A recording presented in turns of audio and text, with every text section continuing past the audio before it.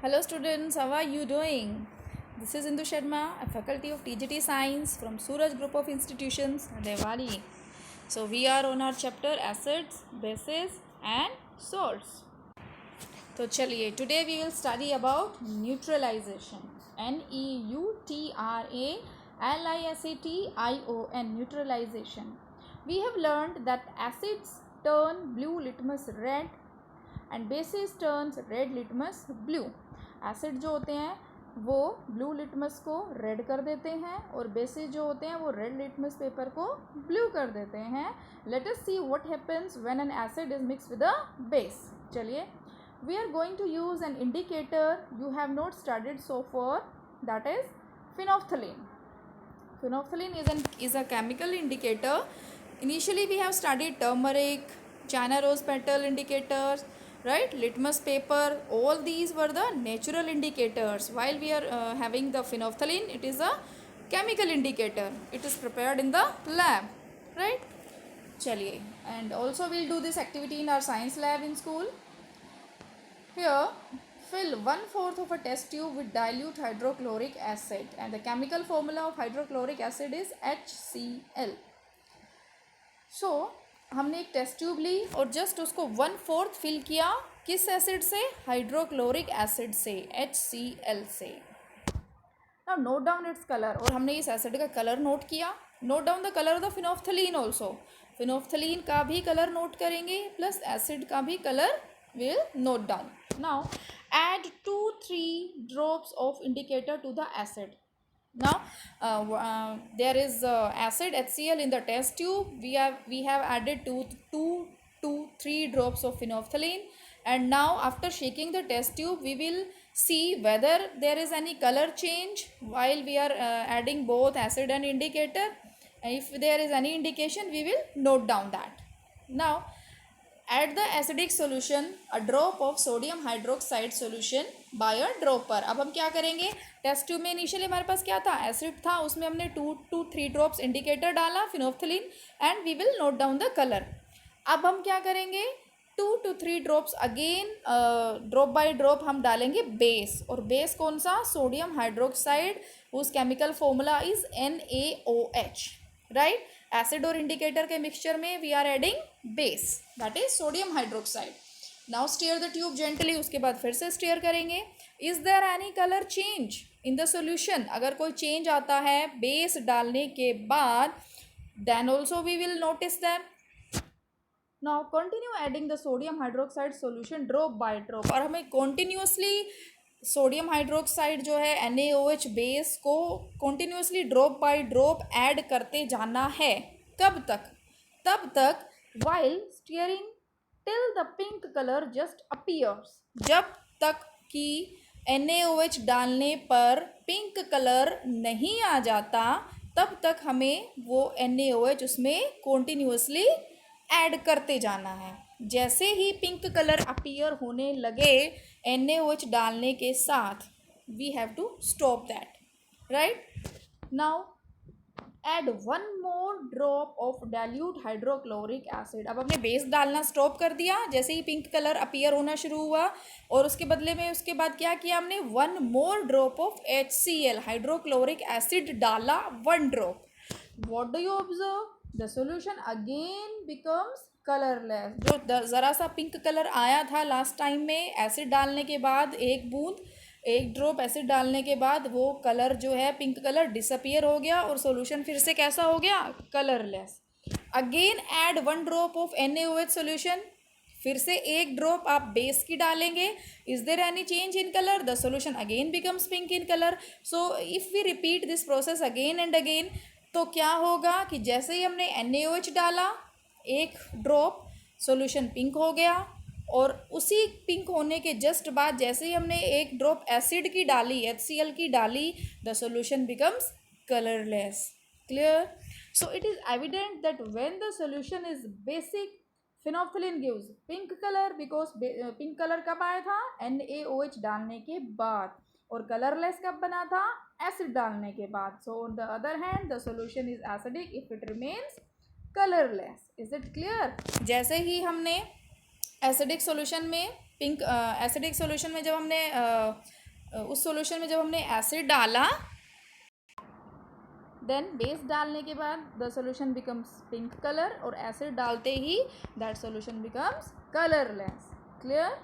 चलिए, now when an acidic solution is mixed with a basic solution, जब किसी acidic solution को basic solution के साथ मिक्स किया जाता है, both the solutions neutralize the effect of each other. दोनों सॉल्यूशन एसिड और बेसिक एक दूसरे के इफेक्ट को कैंसिल कर देते हैं, न्यूट्रलाइज कर देते हैं, न्यूट्रल कर देते हैं. And when an acid solution and a base solution are mixed in suitable amounts, both the acidic nature of the acid and basic nature of the base are destroyed. और अगर equal amount में acids और base को mix किया जाए तो base की basicity और एसिड की एसिडिटी जो है एक दूसरे के इफेक्ट्स को कैंसिल कर देते हैं. Right? Now the resulting solution is और जो रिजल्ट बनेगा दोनों सोल्यूशन को, दोनों एसिड और बेस को मिक्स करने के बाद जो फाइनल सोल्यूशन बनेगा, the resulting solution is neither acidic nor basic. वो ना तो एसिडिक होगा और ना ही बेसिक होगा. Now touch the test tube immediately after neutralization. और जैसे ही as soon as you have added acid to the base, just touch that test tube. What you feel? In neutralization reaction, heat is always produced or evolved. जब भी neutralization reaction होगी, there is a evolution of heat. heat का evolution होगा, and this evolved heat raises the temperature of the reaction mixture. इस heat के produce होने से उस solution का temperature जो है वो rise हो जाएगा. Now in neutralization reaction a new substance is formed. और जब ये न्यूट्रलाइजेशन रिएक्शन होगी किसके बीच में? एसिड और बेस के बीच में. तब a new substance, एक न्यू सब्सटेंस बनेगा. और what will be that new substance? Salt. That will be a salt. Salt में भी एसिडिक, बेसिक और न्यूट्रल इन नेचर. तो वो सोल्ट बनेगा, वो एसिडिक भी हो सकता है, बेसिक भी हो सकता है, या neutral. Neutral means neither acidic nor basic. Thus neutralization reaction can be defined as follows. The reaction between an acid and a base is known as neutralization. Acid और base के बीच में जो reaction होती है, that is neutralization. Salt and water are produced in this reaction with the evolution of heat. और products क्या बनेंगे? Reactants are acid and base. Here you can see the reaction acid plus base. These are the reactants which are present on the left hand side, and the product will be salt and water. These are the products as these are present on the right side of the reaction, and in plus additionally heat will be produced. The following reaction is an example. देखिए, hydrochloric acid which is HCl plus sodium hydroxide NaOH, that will give rise to sodium chloride NaCl plus water H2O. Right? चलिए, now we will see neutralization in everyday life. First is indigestion. Indigestion, the word itself indicates when the digestion is not proper. Our stomach contains hydrochloric acid as we have seen in the second chapter. Remember that chapter, nutrition in animals, where we have studied digestive system of human beings, in which in the stomach there were three things, right? Hydrochloric acid was present in the stomach, mucus and digestive juices.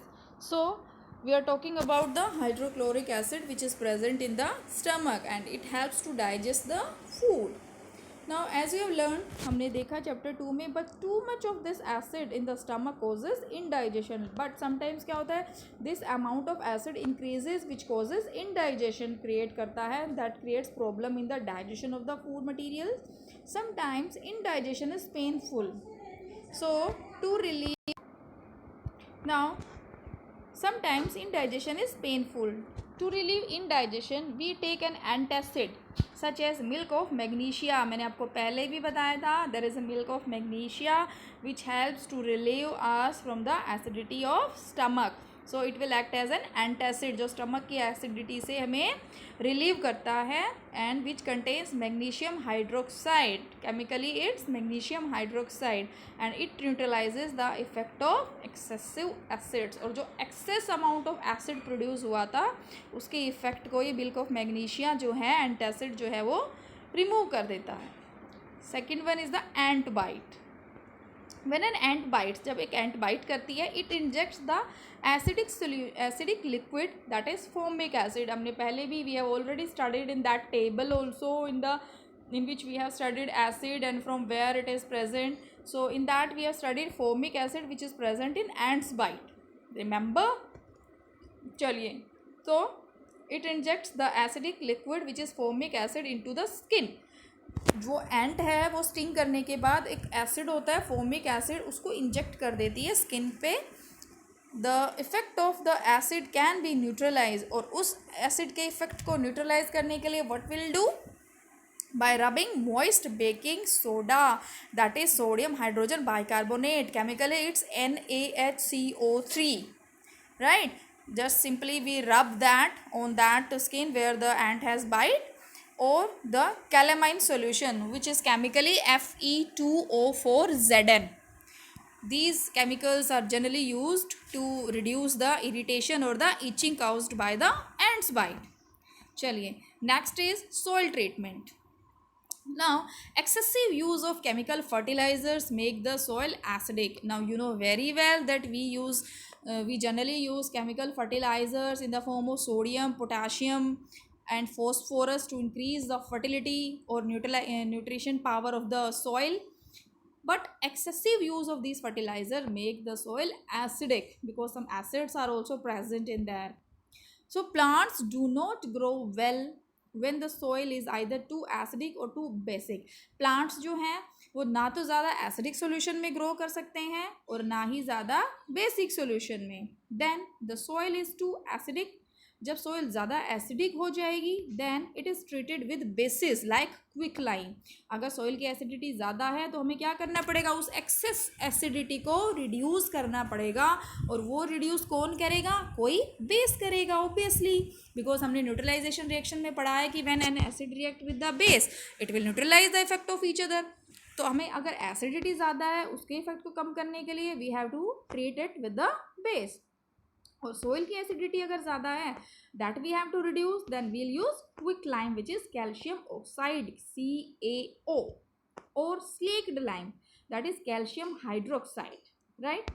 If the soil is basic, और अगर soil basicity soil के अंदर ज़्यादा है then we'll use some kind of acids such as organic matter which is also compost is added to it to neutralize the excess of basicity in the soil. Organic matter releases acids which neutralizes the basic nature of the soil. Organic matter से क्या release होंगे, कुछ acids release होंगे, और वो acids उस access of basicity के साथ रिएक्ट करेंगे, न्यूट्रलाइजेशन रिएक्शन होगी, और क्या होगा, excess of basicity can be reduced. And the next one is the factory waste. The waste of many factories contain acids. If they are allowed to flow into the water bodies, अगर acid जो industrial waste है, liquid waste है, that is generally sometimes not treated and as such it is allowed to fall in the water bodies, natural water bodies, the acids will, and this acid will also go through the water in the water bodies, and after going there this acid will kill the fishes or other aquatic flora and fauna, other organisms. The factory waste are therefore neutralized by adding basic substances such as, अगर industry के waste में acid ज़्यादा है तो that will be neutralized by the some kind of base, और अगर उस waste में बेस ज़्यादा है so that is neutralize by some kind of acids. अब देखो, there are two kinds of acids, one is organic acid and second is mineral acids. देखो, जहाँ पर भी there is an organic word that means that has been originated और obtained from the living things. Wherever you find organic that means that is obtained from the living things, and living things are what? Plants and animals. तो organic acid क्या होंगे? The acids which are obtained from the living things such as plants and animals are known as organic acids. On the other way, mineral acids, they are obtained from the minerals. Organic acids, they are generally weak in nature, and we have studied so many types of acids such as lactic acid, citric acid, right? And mineral acids are generally strong in nature. For example, hydrochloric acid, that is HCl, sulfuric acid, which is H2SO4, and nitric acid, which is HNO3. These are some kinds of mineral acids which are strong in nature, and organic acids are weak in nature. They occur naturally. So this was all about the chapter acid, bases and salts. So please go through the chapter. Till then, have a nice day.